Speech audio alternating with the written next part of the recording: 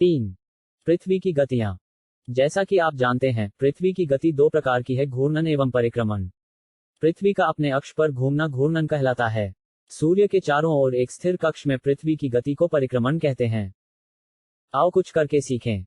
पृथ्वी को दर्शाने के लिए एक गेंद लें तथा सूर्य को दर्शाने के लिए एक जलती हुई मोमबत्ती। गेंद पर शहर X को दिखाने के लिए निशान लगाए। अब गेंद को इस प्रकार रखें कि शहर X में अंधेरा हो। गेंद को अब बाएं से दाएं घुमाएं। जैसे ही आप गेंद को थोड़ा घुमाते हैं तो शहर में सूर्योदय होगा।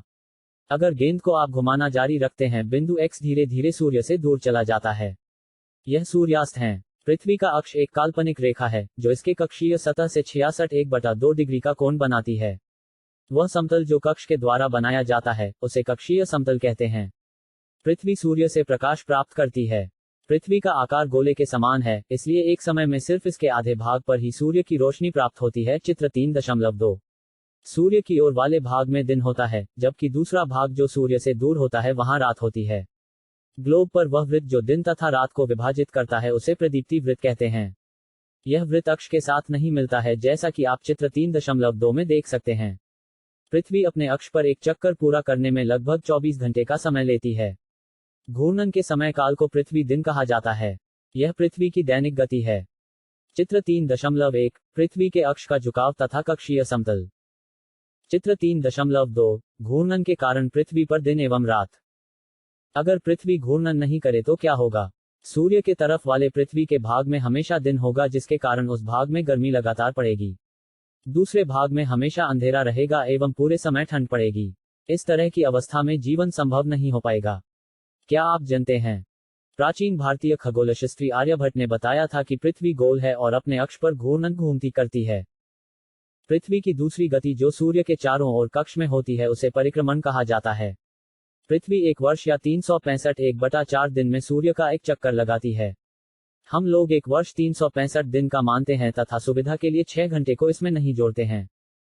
चित्र 3.3 पृथ्वी का परिक्रमण एवं ऋतुएं। 4 वर्षों में प्रत्येक वर्ष के बचे हुए 6 घंटे मिलकर एक दिन यानी 24 घंटे के बराबर हो जाते हैं। इसके अतिरिक्त दिन को फरवरी के महीने में जोड़ा जाता है।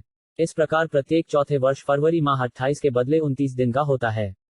ऐसा वर्ष जिसमें 366 दिन होते हैं उसे लीप वर्ष कहा जाता है। पता लगाइए कि अगला लीप वर्ष कब होगा। चित्र 3.3 से स्पष्ट है कि पृथ्वी दीर्घवृत्ताकार पथ पर सूर्य के चारों ओर चक्कर लगाती है। ध्यान दीजिए कि पृथ्वी पूरे कक्ष में एक ही दिशा में झुकी हुई है। सामान्यतः एक वर्ष को गर्मी, सर्दी, वसंत एवं शरद ऋतुओं में बांटा जाता है। ऋतुओं में परिवर्तन सूर्य के चारों ओर पृथ्वी की स्थिति में परिवर्तन के कारण होता है। आओ कुछ करके सीखें। क्या आप जानते हैं कि एक दीर्घवृत्त कैसे बनाया जाता है? एक पेंसिल, 2 पिनें तथा एक धागे का छल्ला लीजिए। अब इन पिनों को कागज पर स्थिर कर दें जैसा कि चित्र में दिखाया गया है। अब इन दोनों पिनों को घेरते हुए धागे के छल्ले को कागज पर रखें। अब पेंसिल से धागे को कसकर तानते हुए पेंसिल को धागे के साथ घुमाते जाएं। अब जो आकृति कागज पर बनेगी वह दीर्घवृत्त होगी। चित्र 3.3 में आप देखेंगे कि 21 जून को उत्तरी गोलार्ध सूर्य की तरफ झुका है। सूर्य की किरणें कर्क रेखा पर सीधी पड़ती हैं। इसके परिणामस्वरूप इन क्षेत्रों में ऊष्मा अधिक प्राप्त होती है। ध्रुवों के पास वाले क्षेत्रों में कम ऊष्मा प्राप्त होती है, क्योंकि वहां सूर्य की किरणें तिरछी पड़ती हैं। उत्तर ध्रुव सूर्य की तरफ झुका होता है तथा उत्तरी ध्रुव रेखा के बाद वाले भागों पर लगभग 6 महीने तक लगातार दिन रहता है। चूंकि उत्तरी गोलार्ध के बहुत बड़े भाग में सूर्य की रोशनी प्राप्त होती है, इसलिए विषुवत वृत्त के उत्तरी भाग में गर्मी का मौसम होता है। 21 जून को इन क्षेत्रों में सबसे लंबा दिन तथा सबसे छोटी रात होती है। पृथ्वी की इस अवस्था को उत्तर अयनांत कहते हैं। आओ कुछ करके सीखें। एक ही दिशा में पृथ्वी के झुकाव को समझने के लिए मैदान पर एक बहुत बड़ा दीर्घवृत्त बनाएं तथा छड़ी में लगा हुआ एक झंडा लें। दीर्घवृत्त वाली रेखा पर कहीं भी खड़े हो जाएं। वहां से दूर स्थित किसी वृक्ष के सबसे ऊपरी हिस्से के किसी बिंदु की ओर झंडे से दिखाएं। अब झंडे को उसी स्थिर बिंदु की तरफ रखते हुए दीर्घवृत्त पर चलें। इसी प्रकार पृथ्वी का अक्ष हमेशा एक ही स्थिति में झुका हुआ रहता है। पृथ्वी के परिक्रमण तथा पृथ्वी के अक्ष के निश्चित दिशा में झुके होने के कारण ऋतु परिवर्तन होता है। 22 दिसंबर को दक्षिण ध्रुव के सूर्य की ओर झुके होने के कारण मकर रेखा पर सूर्य की किरणें सीधी पड़ती हैं। चूंकि सूर्य की किरणें मकर रेखा पर लंबवत पड़ती हैं, इसलिए दक्षिणी गोलार्ध के बहुत बड़े भाग में प्रकाश प्राप्त होता है। इसलिए दक्षिणी गोलार्ध में लंबे दिन तथा छोटी रातों वाली ग्रीष्म ऋतु होती है। इसके ठीक विपरीत स्थिति उत्तरी गोलार्ध में होती है। पृथ्वी की इस अवस्था को दक्षिण अयनांत कहा जाता है। क्या आप जानते हैं कि ऑस्ट्रेलिया में ग्रीष्म ऋतु में क्रिसमस का पर्व मनाया जाता है? 21 मार्च एवं 23 सितंबर को सूर्य की किरणें विषुवत वृत्त पर सीधी पड़ती हैं। इस अवस्था में कोई भी ध्रुव सूर्य की ओर नहीं झुका होता है, इसलिए पूरी पृथ्वी पर रात एवं दिन बराबर होते हैं। इसे विषुव कहा जाता है। 23 सितंबर को उत्तरी गोलार्ध में शरद ऋतु होती है, जबकि दक्षिणी गोलार्ध में वसंत ऋतु होती है। 21 मार्च को स्थिति इसके विपरीत होती है, जब उत्तरी गोलार्ध में वसंत ऋतु तथा दक्षिणी गोलार्ध में शरद ऋतु होती है। इस प्रकार स्पष्ट है कि पृथ्वी के घूर्णन एवं परिक्रमण के कारण दिन एवं रात तथा ऋतुओं में परिवर्तन होता है। अभ्यास 1। निम्नलिखित प्रश्नों के उत्तर संक्षेप में दीजिए। पृथ्वी के अक्ष का झुकाव कोण क्या है? घूर्णन एवं परिक्रमण को परिभाषित करें। लीप वर्ष क्या है? उत्तर एवं दक्षिण अयनांतों में अंतर बताइए। विषुव क्या है?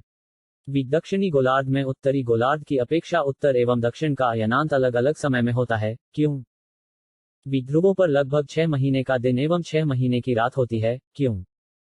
2। सही उत्तर चिन्हित कीजिए। पृथ्वी की सूर्य के चारों ओर की गति को कहा जाता है। क घूर्णन, ख परिक्रमण, ग झुकाव। सूर्य की सीधी किरणें विषुवत वृत्त पर किस दिन पड़ती हैं? क 21 मार्च, ख 21 जून, ग 22 दिसंबर। गर्मी में क्रिसमस का पर्व कहाँ मनाया जाता है? क जापान, ख भारत, ग ऑस्ट्रेलिया। ऋतुओं में परिवर्तन पृथ्वी की किस गति के कारण होता है? क घूर्णन, ख परिक्रमण, ग गुरुत्वाकर्षण। 3। खाली स्थान भरें। एक लीप वर्ष में दिनों की संख्या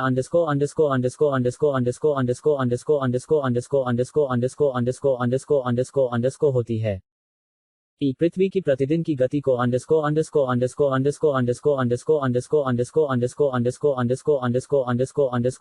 कहते हैं। पृथ्वी सूर्य के चारों ओर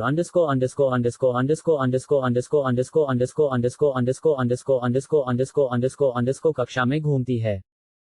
21 जून को सूर्य की किरणें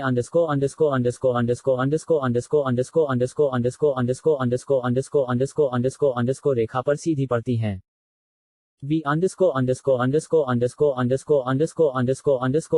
ऋतु में दिन छोटे होते हैं। आओ कुछ करें।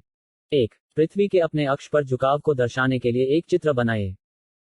2। प्रत्येक महीने की 21 तारीख को होने वाले सूर्योदय एवं सूर्यास्त के समयों को स्थानीय समाचार पत्र की सहायता से लिखिए तथा निम्नलिखित के उत्तर दीजिए।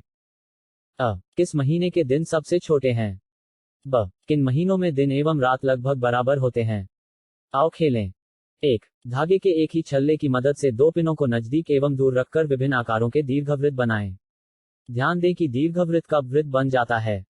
2। किसी दिन धूप के समय 1 मीटर लंबी तथा सीधी एक छड़ी लें। मैदान पर साफ एवं समतल स्थान को चुनें। इस छड़ी को मैदान पर वहां खड़ा कर दें जहां इसकी छाया स्पष्ट बनती हो। पहला चरण, छाया के सबसे ऊपरी बिंदु को पत्थर या किसी दूसरी वस्तु से चिन्हित करें। पहला छाया चिन्ह हमेशा पश्चिम की तरफ होता है। 15 मिनट के बाद देखें तथा पुनः छाया के ऊपरी बिंदु को चिन्हित करें। उस समय तक यह कुछ सेमी दूर चली गई होगी। अब दोनों बिंदुओं को मिला दें। इस प्रकार आपको जो रेखा प्राप्त होगी वह पूर्व पश्चिम रेखा होगी। दूसरा चरण, अब इस प्रकार खड़े हो जाएं कि पहला चिन्ह आपके बाईं तरफ तथा दूसरा चिन्ह आपके दाईं तरफ रहे। अब आपका मुंह उत्तर दिशा की तरफ है। यह तथ्य पृथ्वी के किसी भी स्थान पर सत्य है, क्योंकि पृथ्वी पश्चिम से पूर्व की ओर घूर्णन करती है। एक अन्य तरीका और भी अधिक सही होता है, लेकिन उसके लिए अधिक समय की आवश्यकता पड़ती है। अपनी छड़ी को एक जगह रखकर सुबह की पहली छाया को चिन्हित कर दें। एक तार की मदद से छड़ी के चारों ओर एक वृत्तखंड बना दें।